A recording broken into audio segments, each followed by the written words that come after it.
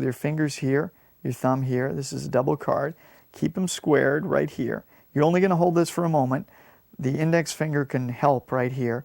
You're now going to do what is essentially called the radical change. And the radical change will allow you to visually change these, the face of both these cards will change with the radical change. Here's what happens.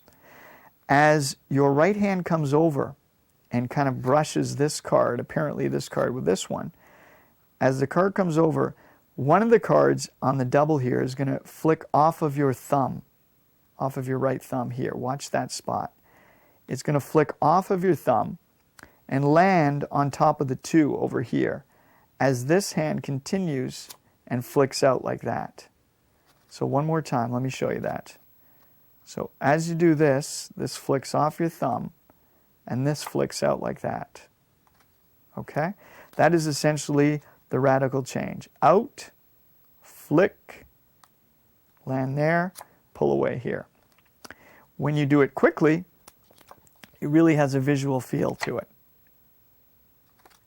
Now, because of the double-sided stick glue, this makes a really nifty little packet trick, which is super visual, because now when you do this, this card is clean. You can show it. It is a jack. The next card, because you did the radical change, when you squeeze, I'm sorry, I'm doing this slowly, so it was a little unsquared. Let's try that one more time. Boom. Flick this over. It is clean. Come over to take this one. As you're flicking this, you're pushing down on this to make sure they stick.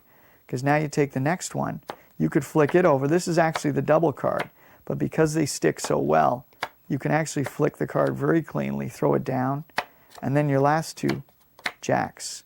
And you have essentially a super visual packet trick that is immediately repeatable simply by taking the cards, as in the trick 10, throwing these face down ones on top, peeling this one off, throwing it third from the top, and you're ready to go again.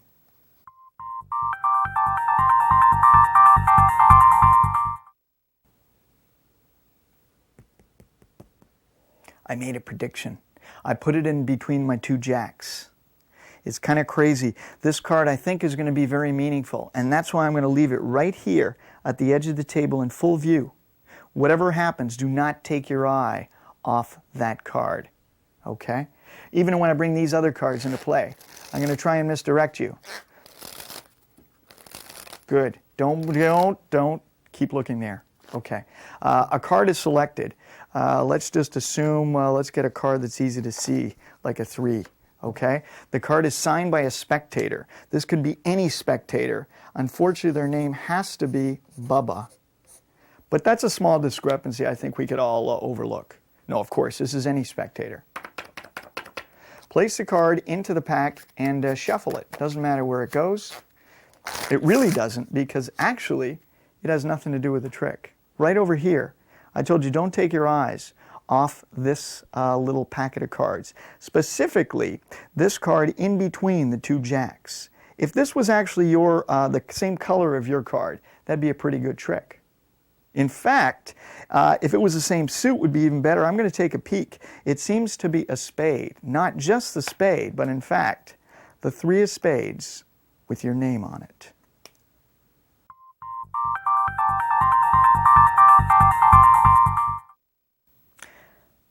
Okay, as you can see, this is what you're going to need to do this trick. You're actually going to need a double-faced jack of clubs. The reason I use a double-faced jack of clubs is because in any standard double-faced pack, you will find 2 jacks of clubs. Standard bicycle double-facers, you'll find a jack of club double-facer. On one side, you're going to do the standard square of double-stick spray glue in the middle, as per the trick 10. It's about that size, and there's double-stick tape right there. Double-stick glue, spray glue. That gets turned face down. The glue part going down, furthest towards your palm, the smooth side up. You then take another regular jack of clubs, turn it face down, put it on top, and another regular jack of clubs, put it face up on top. So when you spread it, it looks like 2 jacks with a face down card in between, which is the jack of clubs. The sticky card, the one gimmick card, is right here. You're double faced with the sticky side down. Okay. This then gets placed, you call attention to it. It then gets placed onto the table, spread, so that people could watch this at all times. When I'm dealing with spectators, I always have one guy keep his eye on this card, not even watch anything else. Really creates the drama. I then place the cards down on the edge of the table. Notice about a quarter or a fifth of the card is hanging off the edge of the table. That's for a reason. If you place it on like this, especially a smooth surface where there's no carpeting, chances are the card will stick to the table. You don't want this. So you place it on the edge, that way it's just a smooth pickup.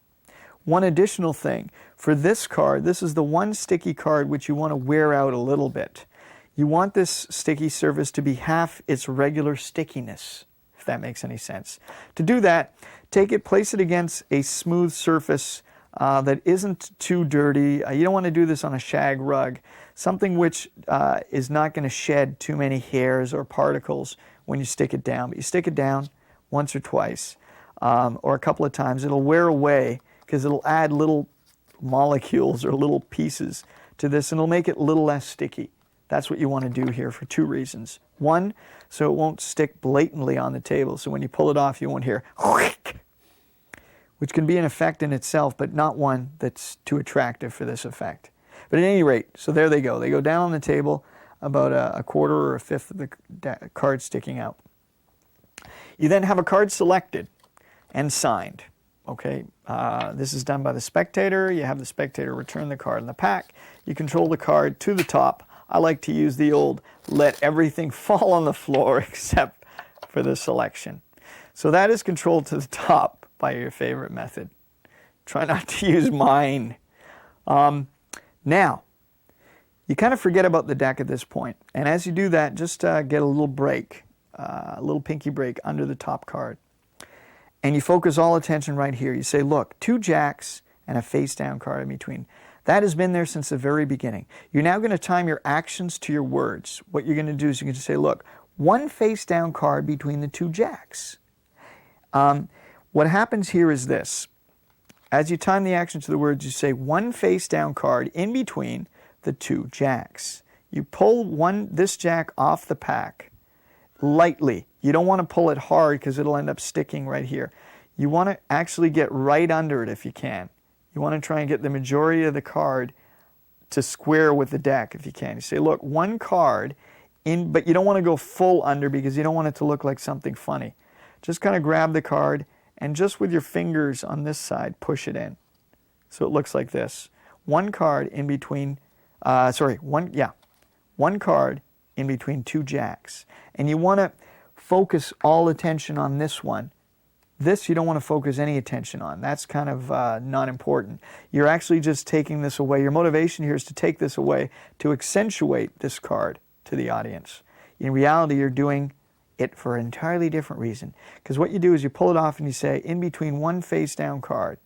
As you do that, you push the jack, not blatantly like this, but casually you push it down so that it sticks to the card underneath it, which will be the selection.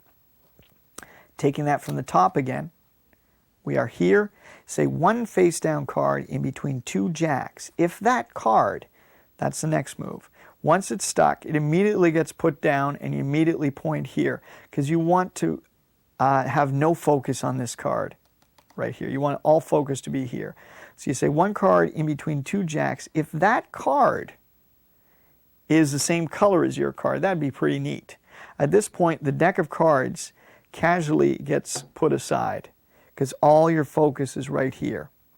Now what you have at this point is a jack, another jack which is face down, and your jack with a sticky side which is stuck to their card, the jambalaya card at this point, square. You say 1 card in between the 2. So boom, there you are. You say if that card was a red card, that would be pretty good. In fact, I'll take a peek. You then turn the cards over, and to yourself, this is what you see. You look at this card, and you see it is a red card. If it's black, you say, well, actually, this card is black, and you pretend to be looking at this one.